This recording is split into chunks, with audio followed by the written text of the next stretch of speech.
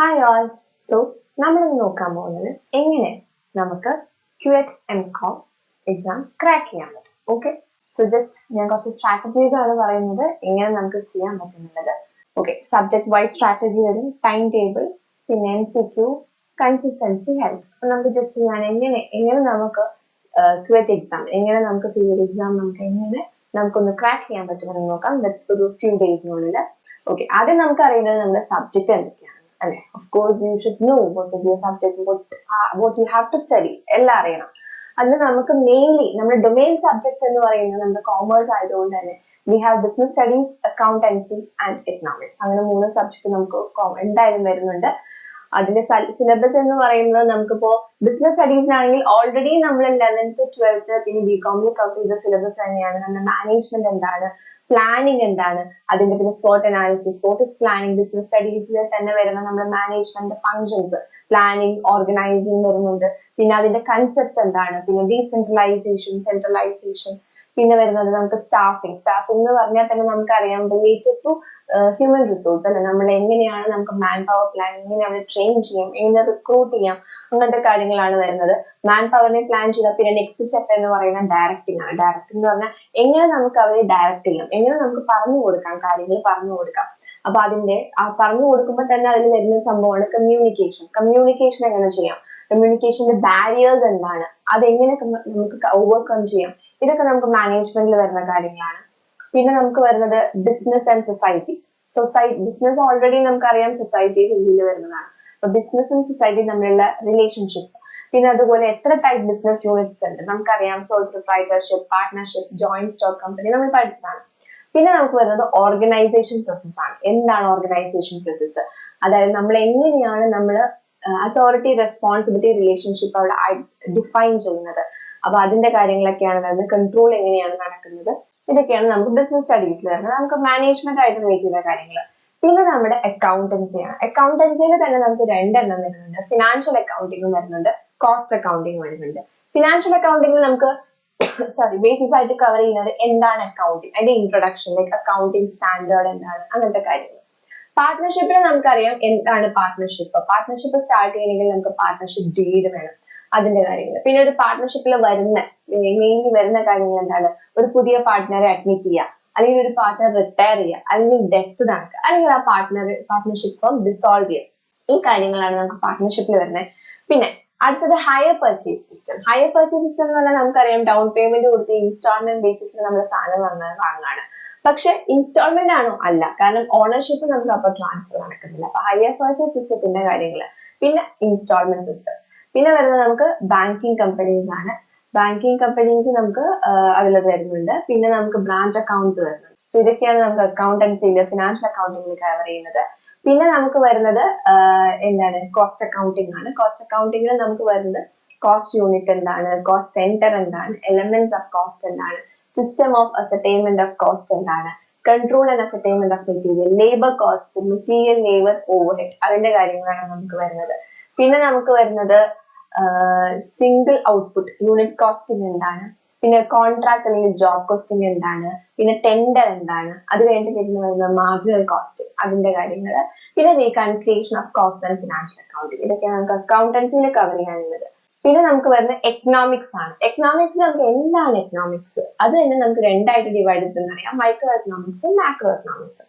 ഇതിനകത്ത് വരുന്ന നമുക്ക് ഒത്തിരി കാര്യങ്ങളുണ്ട്, like production, equal product curve എന്താണ്, ഫാക്ടേഴ്സ് ഓഫ് പ്രൊഡക്ഷൻ എന്താണ്, മണി എന്താണ്, കറൻസി എന്താണ്, ബാങ്കിങ് എന്താണ്, പിന്നെ ഫോറിൻ എക്സ്ചേഞ്ച് എന്ന് പറഞ്ഞാൽ എന്താണ്, 5-year പ്ലാൻ. ഇന്ത്യൻ ഇക്കോണമിയിൽ മെയിൻലി നടന്നൊരു കാര്യം എന്ന് പറയുന്നത് 5-year പ്ലാൻ ആണ്.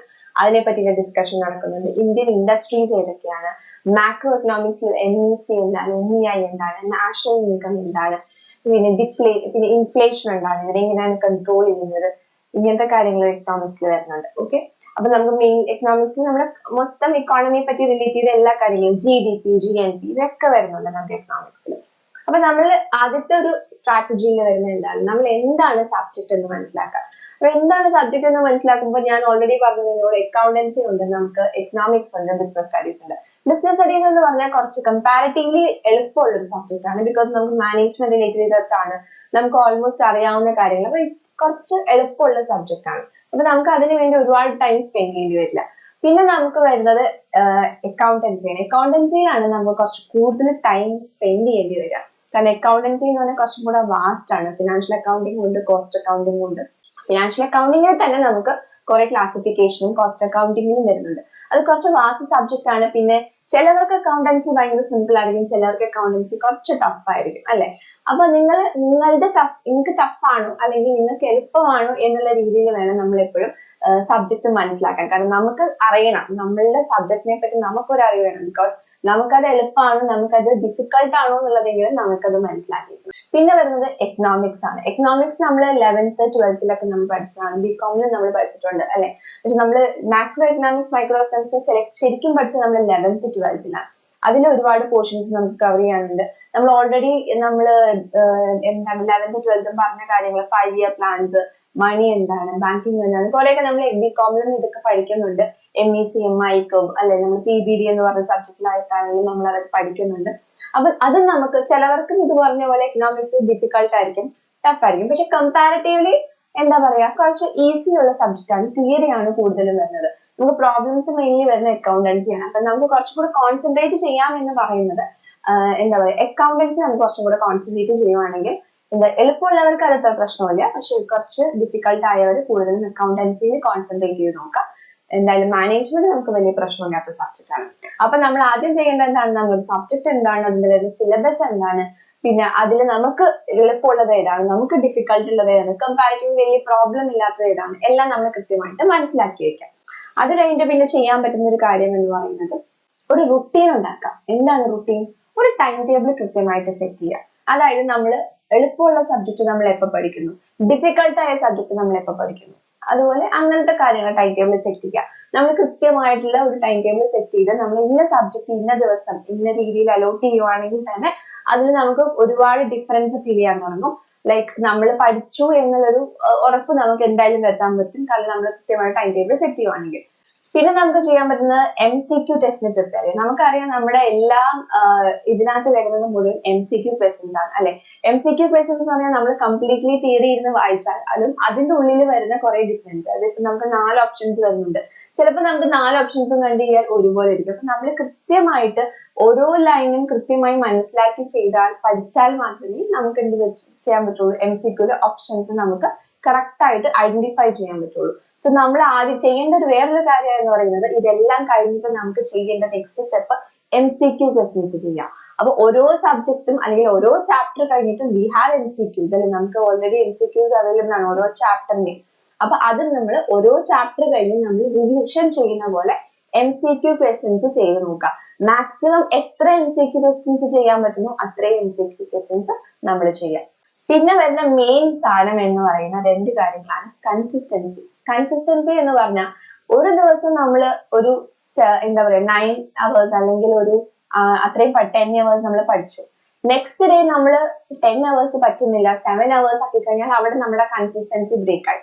സോ അങ്ങനെ ചെയ്യരുത്. നമ്മൾ കൃത്യമായി ഞാൻ പറഞ്ഞ പോലെ ടൈം ടേബിൾ സെറ്റ് ചെയ്യുവാണെങ്കിൽ അത് നമ്മൾ കൺസിസ്റ്റന്റ് ആയിട്ട് അത് ഫോളോ ചെയ്തിരിക്കണം. എന്നാൽ മാത്രമേ എന്ത് ചെയ്യുമ്പോൾ നമുക്ക് ഒരു എന്താ പറയാ ഒരു കൃത്യമായിട്ടുള്ള ടൈം ടേബിൾ ആ പോർഷൻ നമ്മൾ കംപ്ലീറ്റ് ചെയ്തു എന്നുള്ളത് ഉറപ്പുവരുത്താൻ പറ്റുള്ളൂ. അപ്പോൾ ഇതെല്ലാം ചെയ്തിട്ട് മാത്രം കാര്യമില്ല, നമ്മൾ നെക്സ്റ്റ് സ്റ്റെപ്പായ കൺസിസ്റ്റൻസി നമ്മൾ കൃത്യമായിട്ട് മെയിൻറ്റെയിൻ ചെയ്യുക. കൺസിസ്റ്റന്റ് ആയിട്ട് പഠിക്കുക. കൃത്യമായ എല്ലാ ടഫുള്ള സബ്ജക്റ്റ് ആണെങ്കിൽ അതിനനുസരിച്ചുള്ള ടൈം നമ്മൾ അലോട്ട് ചെയ്ത് കൊടുക്കുക. ലൈക്ക് നമുക്കൊരു ടെൻഷൻ ആവാം, നമ്മൾ ഒരിക്കലും ടെൻസ്ഡ് ആവരുത്. പഠിക്കുന്ന സമയത്ത് തീരോ എന്നുള്ള ടെൻസ്ഡ് ആവരുത്. സോ നമ്മൾ ടൈം ടേബിൾ സെറ്റ് ചെയ്യുമ്പോൾ നമ്മൾ ആദ്യം ചെയ്യേണ്ട കാര്യം നമുക്ക് ഡിഫിക്കൽട്ട് ആയിട്ടുള്ള സബ്ജക്റ്റ് നമ്മൾ കൂടുതൽ ടൈം അലോട്ട് ചെയ്ത് കൊടുക്കുക. സോ നമുക്കൊരു പേഷ്യൻസ് വേണം. നമ്മൾ അതിന്റെ രീതിയിൽ നമ്മൾ ആ ഒരു ടൈം കംഫർട്ടബിൾ ആയിട്ട് നമുക്ക് ആ ഒരു എന്താ പറയാ ഒരു ടൈം സ്പെൻഡ് ചെയ്ത് അതിനു വേണ്ടി നമ്മൾ ഇൻവോൾവ് ചെയ്ത് പഠിക്കാൻ പറ്റുന്ന രീതിയിൽ വേണം നമ്മൾ ടൈം ടേബിൾ സെറ്റ് ചെയ്യുക. സെറ്റ് ചെയ്തിട്ട് മാത്രം കാര്യമില്ല. ഇപ്പൊ പറഞ്ഞ പോലെ കൺസിസ്റ്റൻസി എന്ന് പറയുന്നത് ഇമ്പോർട്ടന്റ് ആയിട്ടുള്ള ഒരു കാര്യമാണ്. അതെന്തായാലും കൃത്യമായിട്ട് മെയിൻറ്റെയിൻ ചെയ്തു പോവാം. ഇത് മാത്രം കാര്യമില്ല, പഠിത്തത്തിന്റെ കൂടെ നമ്മൾ ശ്രദ്ധിക്കേണ്ട ഒരു കാര്യം ഹെൽത്ത് ആണ്. ഹെൽത്ത് ഇല്ലെങ്കിൽ നമുക്ക് പഠിക്കാൻ പറ്റില്ല. നമ്മൾ ഫസ്റ്റ് അതിൽ ഏറ്റവും അത്യാവശ്യം എന്ന് പറയുന്നത് നമ്മുടെ ഈറ്റിംഗ് ഹാബിറ്റ്സ് നല്ല രീതിയിൽ നോക്കുക. അതായത് നമ്മൾ കൃത്യമായിട്ട് കറക്റ്റായിട്ട് ബ്രേക്ക്ഫാസ്റ്റ് എല്ലാവരും പറയുന്നത് കേൾക്കാറുണ്ട്. ബ്രേക്ക്ഫാസ്റ്റ് ഇല്ലാണ്ട് നമ്മുടെ ഒരു ദിവസം മുന്നോട്ട് പോകരുത്. ബ്രേക്ക്ഫാസ്റ്റ് എന്നുള്ളത് മസ്റ്റ് ആണ്. അതുപോലെ നമ്മളെല്ലാം കറക്റ്റ് ആയിട്ട് ഫുഡ് ആണെങ്കിലും നല്ല രീതിയിൽ ചെയ്യുക. പിന്നെ നെക്സ്റ്റ് ഇമ്പോർട്ടൻറ്റ് ആസ്പെക്ട് എന്ന് പറയുന്നത് ഉറക്കം, സ്ലീപ്പ് അല്ലെ. ഒരു 8 hours 7 to 8 hours എങ്കിലും സ്ലീപ്പ് ചെയ്യുക, അല്ലെങ്കിൽ രാത്രി ഇരുന്ന് പഠിക്കുക. ഐ മീൻ 3 to 4 hours രാത്രി ഇരുന്ന് പഠിക്കുന്നതാണെങ്കിൽ കൂടെ നിങ്ങൾ ഉറപ്പുവരുത്തേണ്ട ഒരു കാര്യം 7 to 8 hours നിങ്ങൾ നല്ല രീതിയിൽ ഉറങ്ങുക എന്നുള്ളതാണ്. എന്നാൽ മാത്രമേ നമ്മുടെ ബ്രെയിൻ നല്ല രീതിയിൽ വർക്ക് ചെയ്യുള്ളൂ. നിങ്ങൾ ഇത്രയും നേരം പഠിച്ച ഒരു കാര്യം നമ്മുടെ ബ്രെയിനിൽ സ്റ്റോർ ചെയ്യുന്നെങ്കിൽ ആവശ്യമുള്ളത് ഫുഡ്, നല്ല രീതിയിലുള്ള ഫുഡ് കഴിക്കുന്നതും അതുപോലെ ബ്രെയിൻ വർക്ക് ചെയ്യണമെങ്കിൽ നല്ല രീതിയിൽ ഉറക്കം കിട്ടുക എന്നുള്ളതുമാണ്. ഈ 2 സ്റ്റെപ്പ് ഇമ്പോർട്ടൻ്റ് ആണ്. അത് കൂടാണ്ട് ചെറിയ രീതിയിൽ നമ്മൾ എക്സസൈസ് ചെയ്യുക. കളിക്കാൻ പോകുന്നുണ്ടെങ്കിൽ നിങ്ങൾ അതിനു വേണ്ടി 1 മണിക്കൂർ സ്പെൻഡ് ചെയ്താലും പ്രോബ്ലം ഒന്നുമില്ല. ഒരിക്കലും ടെൻസ്ഡ് ആവരുത്. കംപ്ലീറ്റ്ലി ഇരുന്ന് പഠിച്ച്, അതായത് ഫുൾ ടൈം ഇരുന്ന് പഠിച്ചു കഴിഞ്ഞാലും ബ്രെയിനിന് റെസ്റ്റ് കിട്ടില്ല. സോ ബ്രെയിനിന് റെസ്റ്റ് കിട്ടാന്നില്ല, നിങ്ങളുടെ ഹോബീസ്, പാട്ട് കേൾക്കുന്നതാണെങ്കിൽ അതും ഇടയ്ക്ക് നിങ്ങൾ അത് ചെയ്തു കൊടുക്കുക. അതുപോലെ നിങ്ങളുടെ ഗെയിം കളിക്കുന്നതാണെങ്കിൽ അത് നിങ്ങൾ ചെയ്യുക. നിങ്ങൾക്ക് യോഗ, എക്സസൈസ് ഒരുപാട്, അതായത് നിങ്ങൾക്കൊരു യോഗ ചെയ്താണെങ്കിൽ നിങ്ങളൊരു മെഡിറ്റേഷൻ ഒക്കെ ചെയ്തിട്ട് നല്ല രീതിയിൽ നമ്മുടെ മൈൻഡിനെ കാമാക്കാനുള്ള ഒരുപാട് സ്ട്രാറ്റജീസ് അല്ലെങ്കിൽ ഒരുപാട് ടെക്നിക്സ് നമുക്ക് അവൈലബിൾ ആണ് അല്ലെ, മൈൻഡിനെ കാമാക്കാൻ. ചിലവർക്ക് കളിക്കുന്നതായിരിക്കാം, ഫുട്ബോൾ, ക്രിക്കറ്റ് കളിക്കുന്നതായിരിക്കും, ഷട്ടിൽ, ബാഡ്മിന്റൺ അത് കളിക്കുന്നതായിരിക്കും ചിലവർക്ക് മൈൻഡ് കാമാക്കാൻ പറ്റുന്നത്. ചിലവർക്ക് പാട്ട് കേൾക്കുന്നതായിരിക്കും, അല്ലെങ്കിൽ ചിലവർക്ക് മെഡിറ്റേഷൻ ചെയ്യുന്നതായിരിക്കും. നിങ്ങളുടെ എന്താണെന്ന് നിങ്ങൾക്ക് അറിയാം അല്ലെ, നിങ്ങൾ എത്ര നാളായി പഠിക്കുന്നത്, അപ്പൊ അതൊക്കെ നല്ല രീതിയിൽ ഫോളോ ചെയ്യുക. സോ ഹെൽത്തും ഇമ്പോർട്ടൻ്റ് ആണ്. സോ ഇതാണ് എനിക്ക് പറയാവുന്ന ഒരു സ്ട്രാറ്റജി എന്ന് പറയുന്നത്. അത് നിങ്ങളുടെ സബ്ജക്ട് മനസ്സിലാക്കുക. സബ്ജക്ട് മനസ്സിലാക്കി നിങ്ങൾക്ക് എളുപ്പമുള്ള സബ്ജക്ട് ഏതാണ്, നിങ്ങൾക്ക് ടഫുള്ള സബ്ജക്ട് ഏതാണ്. ഇപ്പൊ അക്കൗണ്ടൻസി തന്നെയാണെങ്കിൽ പാർട്ട്ണർഷിപ്പ് ചിലവർക്ക് എളുപ്പമായിരിക്കും, അല്ലെങ്കിൽ ഹയർ പർച്ചേസ് ചിലർക്ക് ഈസി ആയിരിക്കും. ബട്ട് ചില സമയത്ത് ബ്രാഞ്ച് അക്കൗണ്ട്സ് കുറച്ച് ഡിഫിക്കൽട്ട് ആയിരിക്കും. അപ്പൊ അതിനുള്ളിൽ തന്നെ ഡിഫിക്കൽട്ടും ഈസിയും ഏതാണെന്ന് നിങ്ങൾ തന്നെ ഐഡന്റിഫൈ ചെയ്യുക, അത് മാർക്ക് ചെയ്ത് വെക്കുക. ഇപ്പൊ എക്കണോമിക്സിലാണെങ്കിലും ചിലതൊക്കെ എളുപ്പമാണ്, ചിലതൊക്കെ ടഫാണ്. ഇപ്പൊ ചിലതിന് ഇയർ നമുക്ക് മനസ്സിലാക്കണം. അപ്പൊ ജസ്റ്റ് നമ്മുടെ എന്താ പറയാ, ടേബിളിന് മുകളിലാണെങ്കിലും ജസ്റ്റ് ഒന്ന് നോട്ട് ചെയ്തത്, ഇടയ്ക്ക് നമ്മൾ പോകുമ്പോഴും വരുമ്പോഴും ജസ്റ്റ് ഒന്ന് റീഡ് ചെയ്യുക. റീഡിങ് അല്ലെങ്കിൽ എഴുതി പഠിക്കാന്നൊക്കെ പറയും. ജസ്റ്റ് റീഡ് ചെയ്തിട്ട് നിങ്ങൾ എഴുതി നോക്കുക. You are able to remember all those dates, അല്ലെങ്കിൽ എല്ലാ ഫിഗേഴ്സ് ഓർമ്മയുണ്ടോ എന്നുള്ളത് നിങ്ങൾ എഴുതി നോക്കുക. സോ ഇതൊക്കെ നിങ്ങൾക്ക് ഒരുപാട് ഹെൽപ്പ് ചെയ്യും. Don't get tensed. ടെൻഷൻ അടിച്ചു കഴിഞ്ഞാൽ നിങ്ങൾക്ക് ഒരു എന്താ പറയാ, നിങ്ങൾക്ക് ഒന്നും എക്സ്ട്രാ ആയിട്ടോ മാർക്കോ കിട്ടാൻ പോകുന്നില്ല. സോ കാം ആയിട്ടിരുന്ന് നിങ്ങളുടെ രീതിയിൽ ടൈം ടേബിൾ സെറ്റ് ചെയ്ത് നല്ല രീതിയിൽ MCQs ചെയ്ത് ജസ്റ്റ് പഠിച്ചാൽ മാത്രം പോരാ. റിവിഷൻ എന്ന സ്റ്റെപ്പിൽ നിങ്ങൾക്ക് എന്തായാലും MCQs ചെയ്ത് തന്നെ നോക്കണം. കാരണം ക്വസ്റ്റ്യൻ കാണുമ്പോൾ നിങ്ങൾക്ക് മനസ്സിലാവണം, ലൈക്ക് ഇത് ഏത് പാട്ടിൽ നിന്നാണ് വന്നിരിക്കുന്നത് കൃത്യമായിട്ട് മനസ്സിലാവണം. MCQs ചെയ്ത് നോക്കുക. ഇതൊക്കെ ചെയ്യുമ്പോഴും നിങ്ങൾ ഒരു കാര്യം ശ്രദ്ധിക്കുന്നത്, ഇത് പറയുന്ന കാര്യങ്ങൾ മുഴുവൻ കൺസിസ്റ്റന്റ് ആയിട്ടാണ് ചെയ്യുന്നത്. ആൻഡ് അതിന്റെ കൂടെ നിങ്ങളുടെ ഹെൽത്ത് നോക്കുക. സോ ജസ്റ്റ് ഞാനൊരു എങ്ങനെ നിങ്ങൾക്ക് CUET MCom എക്സാം ക്രാക്ക് ചെയ്യാനുള്ള ഒരു സ്ട്രാറ്റജി ക്ലാസ് ആണ് ഞാനിപ്പോൾ പറഞ്ഞത്. ടെൻഷൻ ആവാണ്ട് ധൈര്യമായിട്ട് നിങ്ങൾ എക്സാം ഫേസ് ചെയ്യുക. നല്ല രീതിയിൽ പഠിച്ചു കഴിഞ്ഞാൽ നല്ല രീതിയിൽ എക്സാം ഫേസ് ചെയ്യാൻ പറ്റും. So all the best for your exam. Thank you.